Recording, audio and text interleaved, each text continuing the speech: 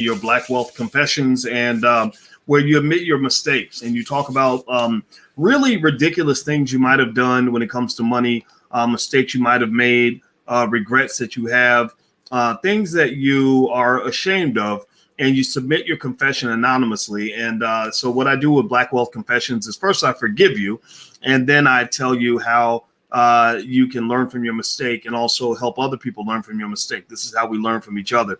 So I'm going to go ahead and get started. Do me a favor, hit the thumbs up button, and don't forget that we are Black First on this channel. Hashtag B1, put a hashtag B1 in the chat if you agree that we are all Black First. So the first confession comes from a 27-year-old. It says, I am a 27-year-old single Black male finishing an MBA. When I graduate in the summer of 2021, I'll have $70,000 in student loan debt. I currently work in the auto insurance industry, bringing in about $55K a year, where my degree isn't even a job requirement.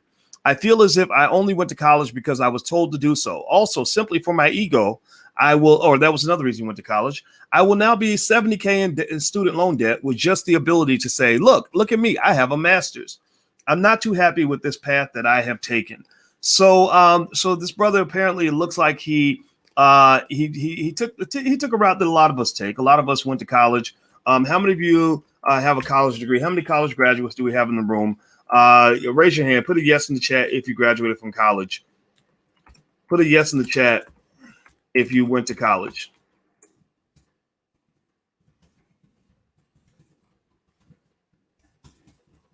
Okay.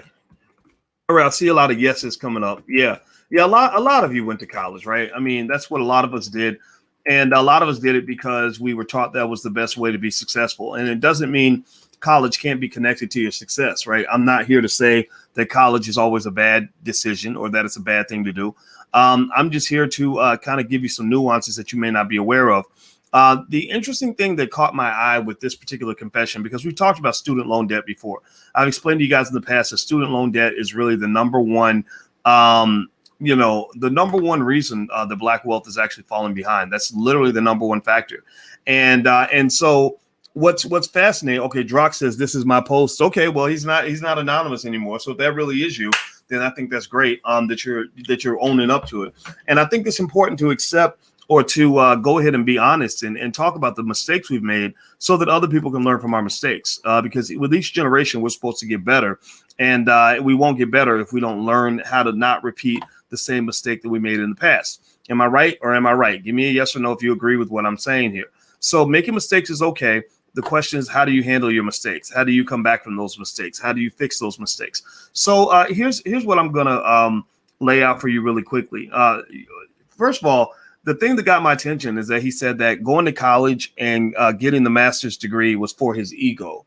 And that's interesting to me because what that really says is that you get a lot of your self-esteem from, getting degrees from white people. You tell me the truth. I mean, seriously, when you're born to believe that because you're Black, that you're just pretty much nothing until you get validated and labeled. And it might be labeled with a fancy job. Maybe you're labeled with a certain degree. Maybe they label you with a Grammy or an Oscar or some other worthless award. Maybe they'll label you in some other way. Maybe you get labeled with the clothing that you wear. We all look for labels.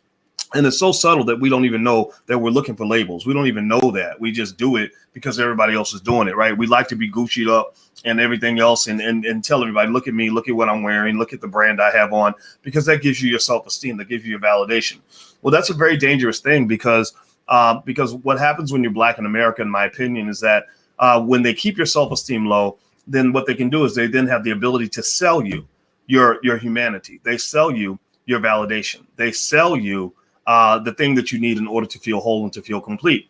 So, that's a scary, very vulnerable position to be in. That's an easy way to zap wealth out of the Black community. So here's the deal. One of the things I would say to you is, we have to start off with some basic stuff. A lot of spending and how you use your money is deeply linked to your self-esteem. And I'm not just talking about spending money on expensive college degrees. I'm talking about just going into jewelry stores and buying luxury items and things like that. They actually say that poor people in general tend to spend more money on expensive stuff because they believe that if they have expensive stuff, then that will make rich people treat them better. They will be more respected if they have the fancy, expensive stuff. So I need you to repeat after me. Everybody type this in the chat. We're going to do a little exercise. Jesse Jackson used to have a saying they used a long time ago. I'm going to use it today. I am somebody. I am somebody. I want you to write that in the chat. I am somebody. That means you were somebody the day you were born. You were born powerful. You were born meaningful. I am somebody. You were born rich because you got melanin in your blood, DNA, where you have survived the slave dungeons, the Middle Passage, 250 years of slavery and 100 years of Jim Crow and another 40 years of mass incarceration and the Biden crime bill. Everybody type in the chat, I am somebody. Repeat after me. I am somebody. Now, why do I tell you to do that? It sounds probably crazy to some of y'all to say, I am somebody. Everybody type it in the chat. It sounds crazy for me to do this exercise with you, but I'm doing it for a specific reason. The reason I'm doing this exercise with you is because if you believe that you already have your validation and your self-worth, then you don't have to go give somebody money so you can feel like you're important, especially not your oppressor. You don't have to go to your oppressor. I mean, these are the same people who put you in chains. These are the same people who wanted to kill your great-great-grandma. These are the people who might have raped your great-great-great-great-grandparents, right? So why would you be seeking validation from people who hate you? You look at a lot of college campuses. When I was at Syracuse University, I saw students spending $50,000, $60,000, $70,000 a year to go to school there, and the faculty were racist. They had racist professors. And why would you go give money to a racist? Process this for a moment. Why would you give money to a racist system so that they can give you something that makes you feel better about yourself? Who cares what they think about you?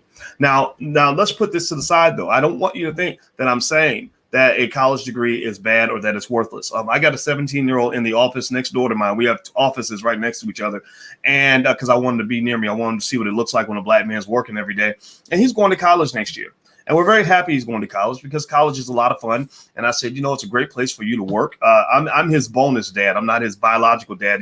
You would know it instantly because he's about 6'6". And I just say to him, me and his dad say to him, you know what, son, the college is going to be great. You're going to have a great time. It's going to be a lot of fun. You're going to meet a lot of pretty girls. You got to be careful. But at the end of the day, if you really want to be economically successful, you're going to have to do more than college. College is the cake. You need the icing for it to be a good cake. Maybe college is the cake, but you need icing on the cake in order for it to taste good. And you need a more balanced meal. Your whole meal can't just be cake. Your whole meal can't just be cake with no icing, or it's not going to be a very good meal. You need some fruits and vegetables. You need some meat. You need all the food groups in order for that to be a complete balanced meal. So college is the cake, and the cake is delicious, but you need icing on the cake, and you need more than just cake. Do you follow what I'm saying? Give me a yes or no if you know what I mean. So that means that, look, go to college, have fun, study hard, bust your butt, make good grades, get the degree.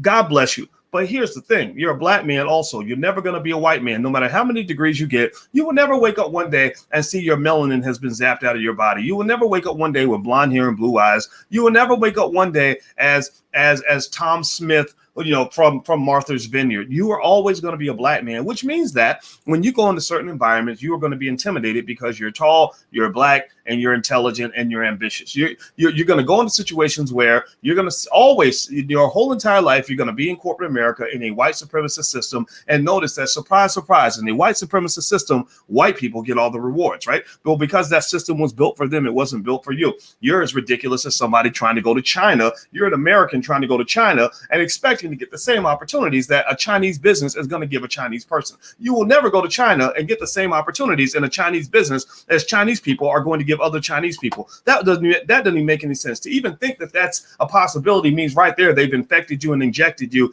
with something worse than coronavirus. They've injected you with just ignorance and some sort of mental illness where you grow up thinking that if you go and you get enough education, that one day you'll wake up and be a blonde-haired, blue-eyed white boy. That ain't going to happen. That ain't going to happen.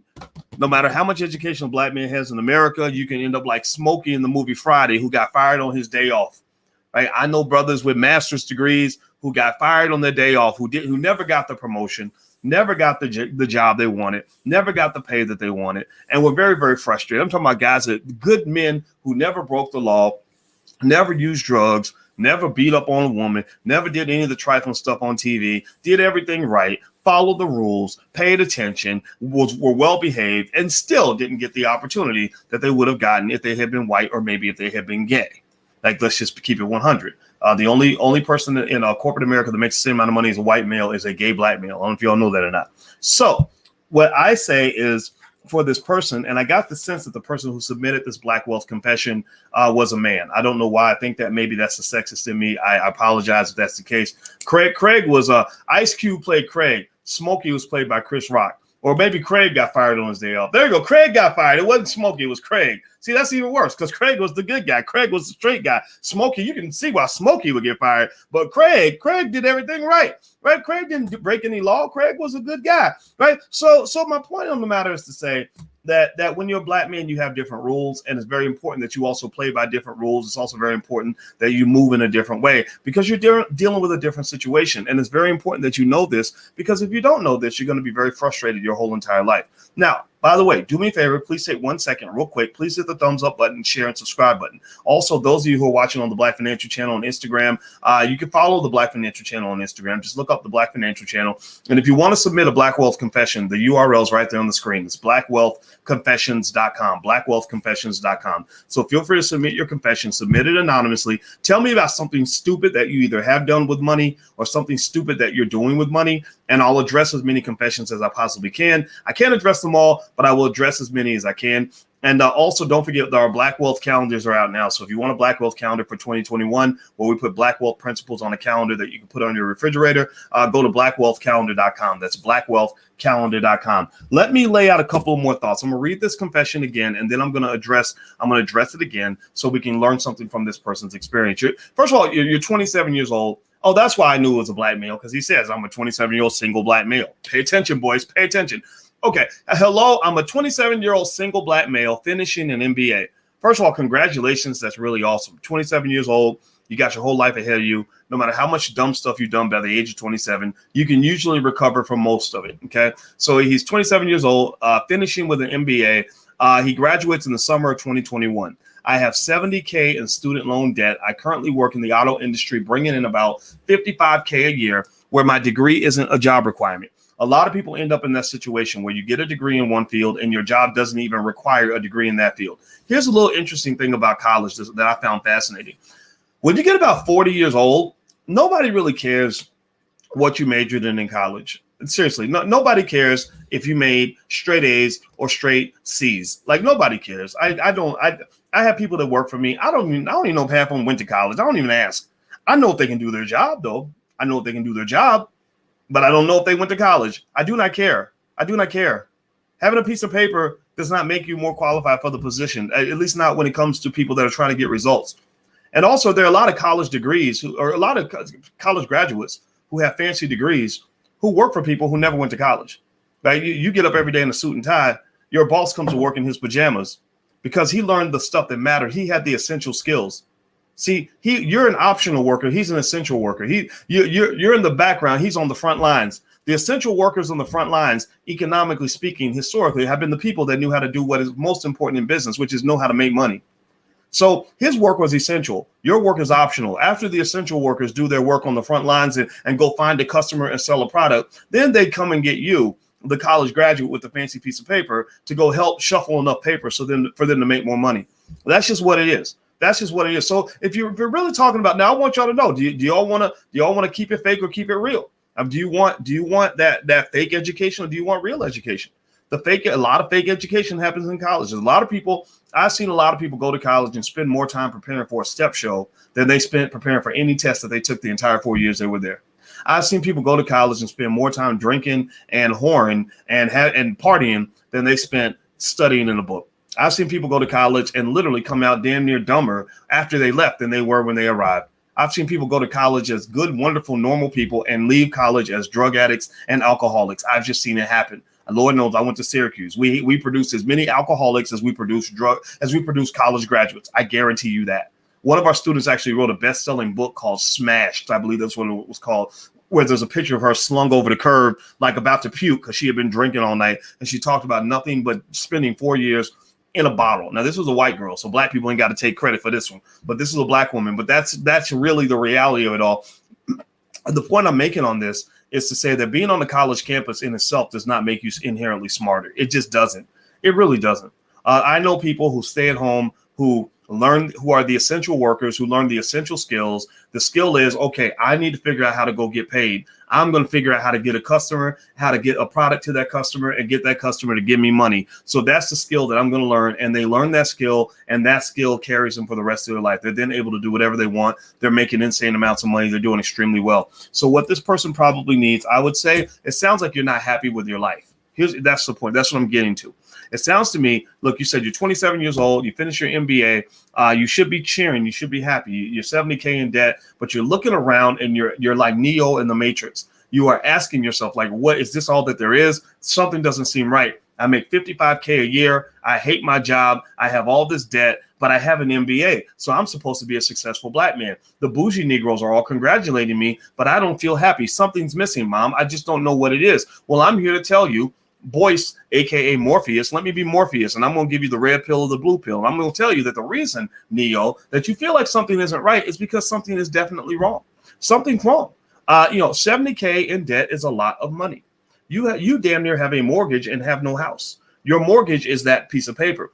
Integration was this interesting thing where they convinced us as black people to want to go to these white universities, and there was a ticket. There was a cost for the ticket for admission.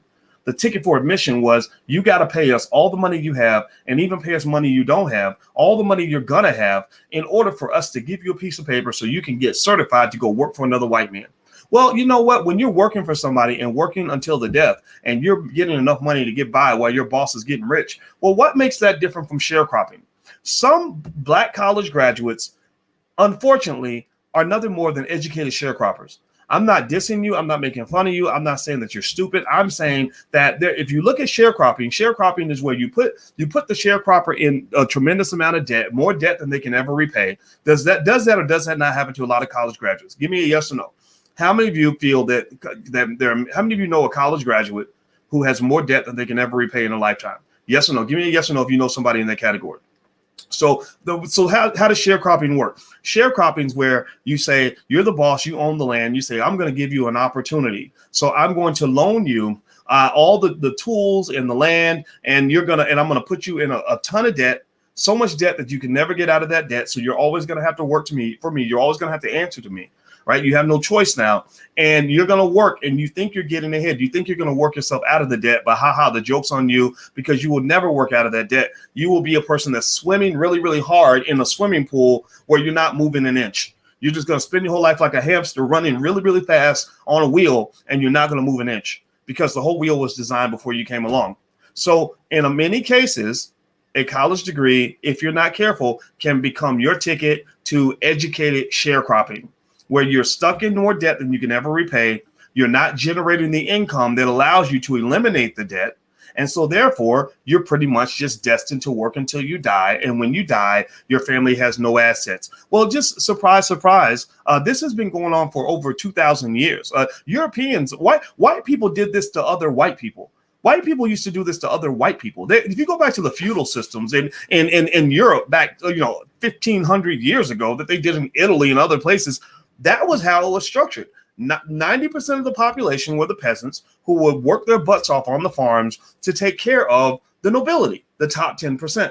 That's the ugly form of capitalism. So what I want you to understand is that if you don't make an adjustment, if you don't get off the grid, if you don't take the blue pill, or I don't remember if it was the red pill that Neo took, whichever pill you got to take to get your ass up out of that situation, you better do it.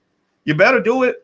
So what does that mean? Well, this person probably needs an income accelerator. They also need an accelerator for happiness. An income accelerator might be, for example, learning how to run a business so that you can increase your income level so you can go knock out that debt.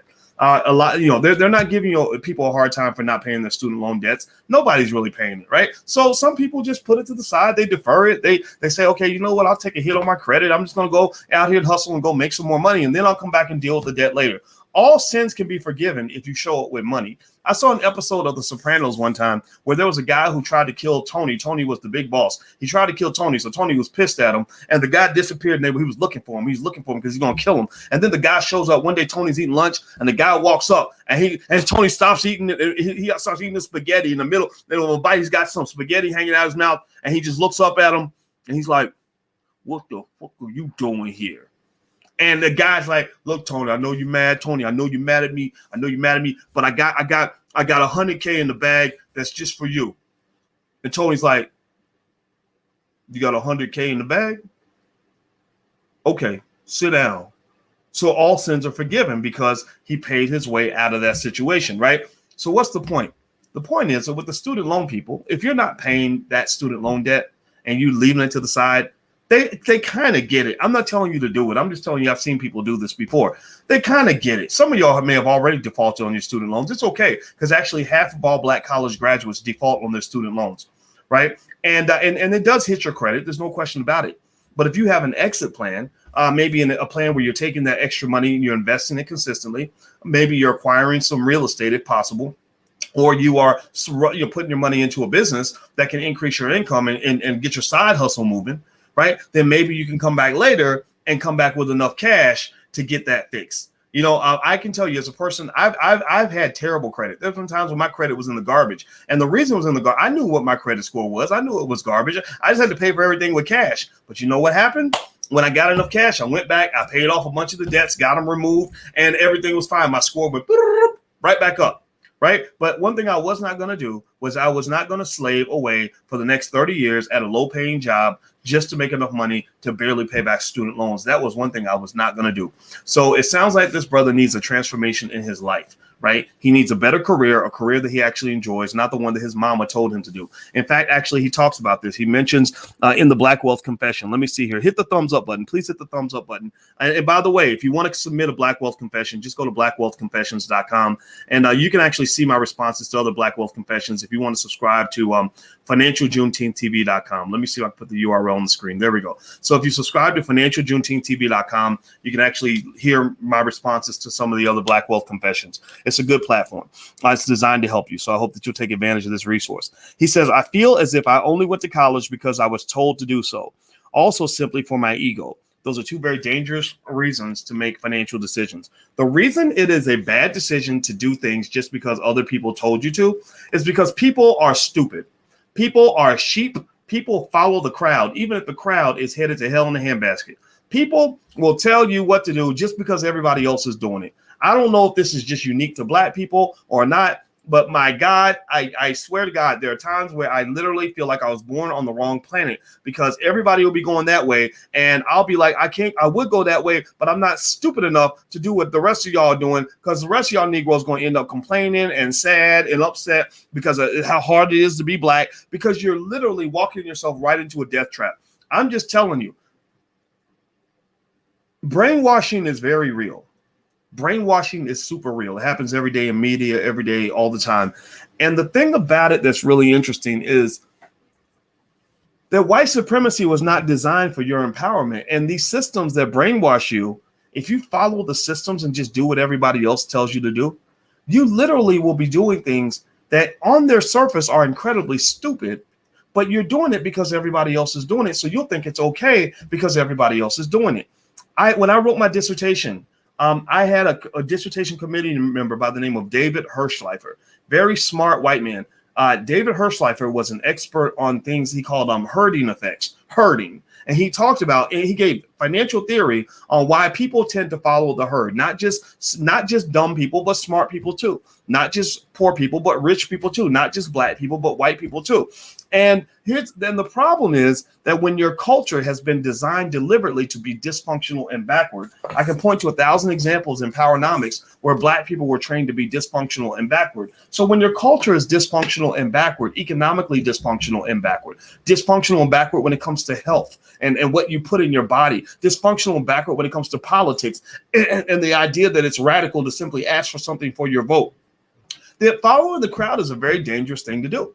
And I'm just going to tell you this, when it comes to really figuring out this thing called wealth and financial security, the last thing you want to do is follow behind a bunch of broke ass people. The last thing you want to do is take too much advice from people who have ruined their economic lives and messed up their financial situation. The last thing you want to do is take career advice from somebody who has been stuck 20 years on a job that they hate, who's living paycheck to paycheck, who's got more debt than they can ever take down for their entire life. that is the worst person to take advice from. So it doesn't mean you don't listen, doesn't mean that people can't offer wisdom to you in a multitude of ways. But there are lots of things, if you pay attention, there are lots of things that Black people tell each other to do that just don't really make no sense. Like, and I can actually point, I hesitantly point to the election as an example, where people are like, well, you have to vote. Why? Well, because you're supposed to. Why? What am I getting for it? Nothing. Why? Well, because you're supposed to do it. Why? Because your ancestors died for you to do it. Did you talk to my ancestors? Is that what they wrote in their will when they died? They like, why? Well, because because if you don't vote, you don't count. Well, why? Well, because somebody said that to me, right? It just doesn't make sense. Now, if you say the reason you should vote is because if you vote, they're going to pass a reparations package, which is going to put another $10 trillion in the Black community, then it's like, oh, okay, that makes sense. I get it. Or if you talk about college, if someone says you should go to college, you just ask why. What is college going to do for me? And it doesn't mean that there's no answer. It doesn't mean college does nothing for you. Let's make that clear. I want to make that clear because when you present solutions or you say something different, people love to misconstrue the message. They love to reshape it into something that it wasn't. So they'll come back and they'll say, Dr. Boyce, you're telling Black people not to go to college. I never said don't go to college. What kind of hypocrite would that make me? All my kids in this house are going to college. All of them. We got one going. They got accepted to 2 colleges this week. He's going to college. Right. So I'm not saying don't go to college. I'm saying that the word why is really important. So you know why this decision is going to work for you and how it's going to play out in your long-term wealth plan. How's this going to play out in your happiness plan? How's this going to play out in your freedom package? Freedom and happiness are kind of connected. Actually, the key for depression, the greatest way to be depressed for the rest of your life is to put yourself in the trap. Gucci Mane and Jeezy, They did a versus battle this week, and Gucci Mane and Jeezy were rapping about. They love to rap about the trap, like we glorify the trap. The trap. When I was in the trap, I couldn't take naps. I almost got slapped. Pep, pep, pep, pep. Right. You just rapping about the trap. It's like the trap. We love the trap, and there are some people who literally will guide your Black butt into the trap. And there are a lot of educated people that are in the trap. There are a lot of people that are wealthy that are in the trap. A lot of people that seem to be doing well who are really in the trap. And actually, the studies show that the easiest way for you to feel depressed, because Black people have a really big problem with depression and anxiety. I'm marrying a therapist who knows all about these things. And the biggest factor that will determine whether or not you have depression and anxiety is whether or not you feel trapped by your life. If you feel trapped and you don't feel free, then you will be depressed because you will feel that all these things are happening to you and there's nothing you can do about it. So all I want is I just don't want you to be in the trap. I'm not telling you what to do. All I'm telling you to do is get out of the trap. And another mouse that's in the trap can't tell you how to get out the trap. All they can do is tell you how to find a more comfortable trap to live in. Okay. So I like the fact that this young brother is coming to his revelations at the age of 27. 27, you're still young. Hopefully you ain't got a bunch of babies mamas and stuff. If you got a baby's mama too, that's okay. You can fix that, right? But don't get any more. Don't get any more. I had a baby's mama when I was 18. I won't call her a baby's mama. That almost sounds derogatory, but I had a child when I was 18. Love her very much, but I shouldn't have had a baby at 18, but I didn't have any more kids after that. I made sure that I strapped it up and wrapped it up because I wasn't trying to put myself in a deeper trap. So if you're in the trap, just know there's a solution, but you cannot let people who are in traps give you advice on how to get out of the trap, because all they can do is teach you how to go deeper in the trap or find a different trap to get into. Okay, so one more thing I'll mention to you guys before I get out of here is we're doing a screening of our new film. It's called Happy, and the film is all about the roots of modern economics and how they go back to ancient Africa. It's very, very good. It took years to make it. Taki Grant's the director. I'm an executive producer. And if you want to watch the screening of the film, you can get a ticket at blackmovienight.net. It's going to be a virtual screening. You can watch it at home. You're going to love it. It's a really, really, really, really, really, really, really good movie. So go to blackmovienight.net, not .com. It's going to be Saturday night. I think it's 7 o'clock. So you can go to blackmovienight.net and get a ticket. And then also don't forget that the Black Wealth calendar is out. So if you haven't got a Black Wealth calendar, feel free to go take a look at that. And you can put that on your refrigerator and put Black Wealth principles in front of your kids where they see them every day. And you have to drill these things into your mind. The best way to respond to brainwashing or white supremacy supremacist brainwashing is to brainwash yourself with black excellence. So you counter their brainwashing with your own brainwashing and brainwash yourself to understand how great you are, how much potential you have, and how you can do anything that you put your mind to. And then that'll overcome whatever nonsense that they're feeding you in the media. Okay. So anyway, guys, I'm out of here. Have a good day. Hit the thumbs up button, share, and subscribe button before you go. And I will see you soon. I'll come back with another Black Wealth confession probably the next day or two. Take care. Talk to you later. Bye.